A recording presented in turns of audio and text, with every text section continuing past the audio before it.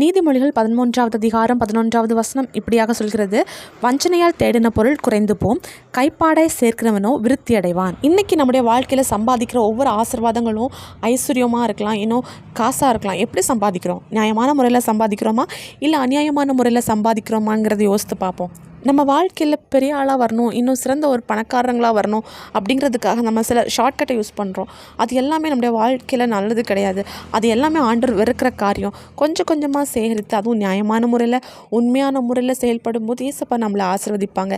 இன்றைக்கி அநேக வாலிபர்களை பார்க்கும்போது தனக்கு காசு வேணுங்கிறதுக்காக ஆன்லைனில் நிறைய கேம் விளையாடுறாங்க. இது எல்லாமே ஆபத்து.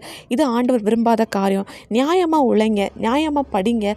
ஆண்டவர் அந்த படிப்புக்கேற்ற வேலையை உங்கள் வாழ்க்கையில் தந்து உங்களை உயர்த்துவார். அது மட்டும் இல்லை, நீங்கள் சந்தோஷமாக இருக்கணுங்கிறதுக்காக மற்றவங்களுடைய சந்தோஷத்தை திருடி இன்னும் அவங்களுக்கு நியாயமாக வர வேண்டிய ஆசீர்வாதங்களை நீங்கள் எடுத்து சந்தோஷமாக வாழலாம்னு நீங்கள் நினச்சிங்க அப்படின்னா அது உங்களுக்கும் உங்கள் சந்ததிக்கும் சாபமாக மாறும். நீங்கள் சம்பாதிக்கிறது கொஞ்சமாக இருந்தாலும் பரவாயில்ல, அது உங்கள் சந்ததிகளுக்கு ஆசீர்வாதமாக மாறும். ஆனால் நீங்கள் அநியாயமான முறையில் ஏசப்பா விரும்பாத வழிகளில் நடந்தீங்க அப்படின்னா அது உங்கள் வாழ்க்கையில் கண்ணி.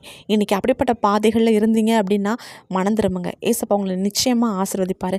அதுவும் நீங்கள் உண்மையாக இருக்கும்போது ஆண்டவர் உயர்த்துவார். ஏசப்பாவை விசுவாசிங்க, அற்புதங்கள் எதிர்பாருங்க. இயேசு கிறிஸ்துவின் நாமத்தில் ஆமேன்.